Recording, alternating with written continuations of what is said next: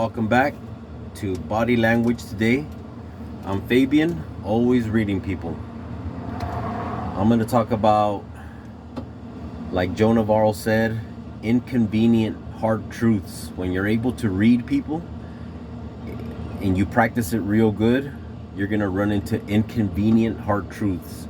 What I mean by that is that some people are you're gonna pick it up. You're gonna know that they're being fake, or you know that they talk real bad about you, and just due to the politics, you just go along to get along, even though you could read it. For instance, someone you know, you can see it in their face expression, especially in the eyes, and many other reasons, but you know that they're talking really bad about you. It's obvious that they don't like you. You can see contempt and disgust. You can see the malice in their eyes. It's obvious.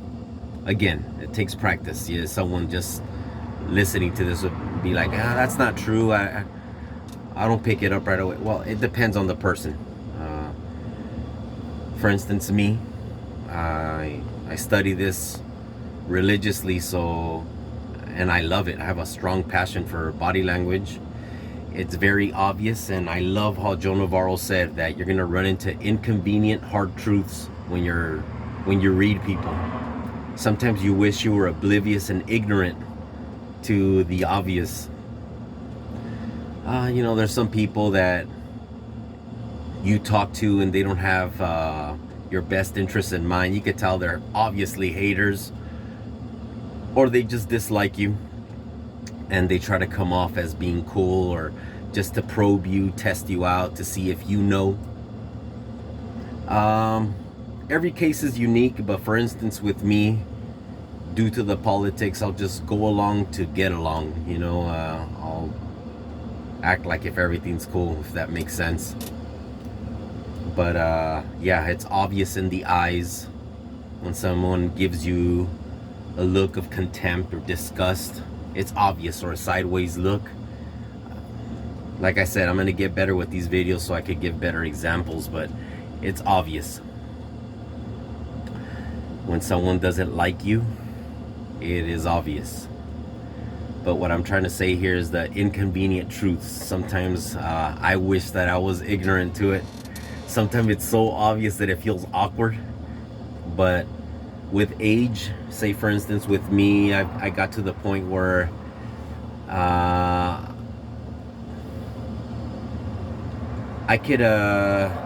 won't let it get to me. I just, poker face and plain possum. It's not that I'm being bad, it's just a survival technique, especially when you have to see the person every day. But yeah, it's an inconvenient hard truth that really resonated with me, what Joan of Arc said. It's extremely inconvenient, but it happens, and it's inevitable. There's no such thing as a Disneyland where everybody is the way you would want them to be. It's different strokes for different folks. You're gonna run into different types of people, and you have to be like water and acclimate to different personalities. For instance with me, when I know that they're haters or just bad people in general, and I can read it in their face, I do what it's called touch and go. I just hi bye and keep it moving. I don't stay there, and if they do talk a little bit more, I'll talk a little bit more, but I just I keep it moving, because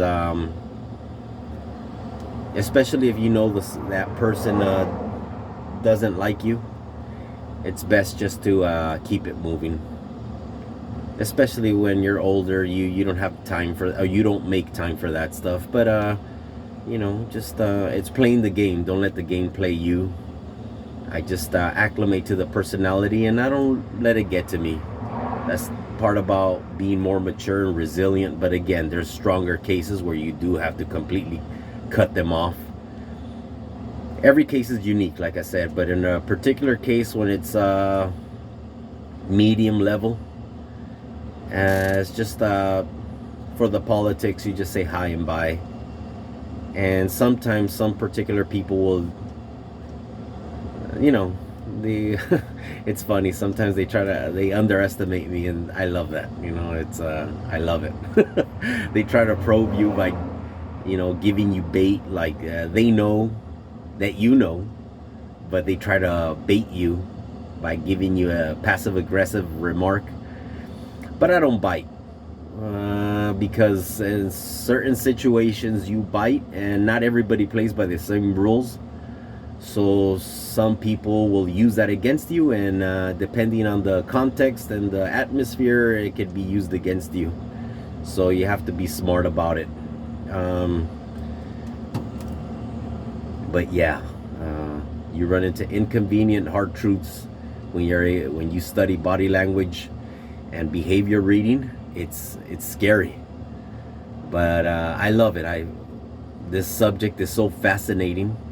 Like I said before, a lot of people say that it's a convoluted subject. On the contrary, it's black and white. It's very easy because it's objective. It's observable facts. Relying your reads on observable facts based on what you see, not feelings or opinions. But like I said, it comes with practice. Just reading and reading and reading. I love this one. I'm almost done with this one. I don't know if you can see it here. It's so true.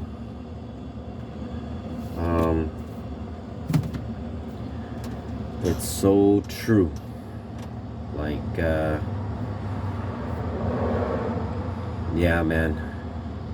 Body language is very honest. Probably too honest. But I don't let it get to me in a negative light. I love this subject, but I don't shoulder other people's bitterness, hate, or indifference. I genuinely pray for people. I just, you know, if I'm not really feeling them, I say a silent prayer in my mind, subconsciously. God bless them, and me as well. I don't take things to heart too much, but I love this because you could see people, you could read their emotions in real time. Like the eyes, the face reveal everything, especially micro expressions. Micro expressions, does I have a time limit? Micro expressions are instant, involuntary face expressions that reveal inner emotions instantly, in real time. And they come off as a twitch in a split second, but it's extremely revealing because it lets you know what's going on in their subconscious mind. Nobody ever reveals these they're fleeting, but when they do happen, it's golden information. Micro expressions are emotional leakage. They're uncontrollable, innate behavior that just happens. It's basically when someone feels a certain way, whether good or bad, it comes out in their face, in their eyes, and it's extremely revealing. In some certain cases, like Vanessa Van Edwards said, that it's you get a squelching expression is when someone tries to stop that micro expression. They realize, like, oh man, what did I just do? And they try to stop it, and it comes out weird. I'll try to imitate it. Say, for instance, they try to hide anger, but they'll try to like stop it. I don't know if I'm making sense, but they'll be like a weird look. That's called squelching.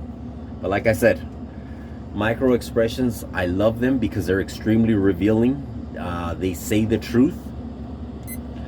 They're instant, involuntary face expressions that reveal the person's inner emotions in real time, in that instant.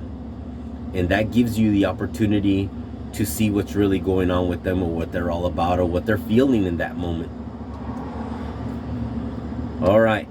I probably, like I said, I'm going to get better with this, and I'm just baby steps. But the moral of the story today is that reading people and knowing body language and behavior reading, you're gonna run into inconvenient hard truths. You're gonna wish sometimes you were ignorant to not see what you see, because it hurts sometimes, because you want to be cool with a certain person, or you just you know, you want to be cool with that person, but sometimes, you know, it doesn't work out that way right off the back. They have a poor depiction of you, or I don't know, but you can see it in their face. The eyes never lie. All right, guys, thank you so much for body language today.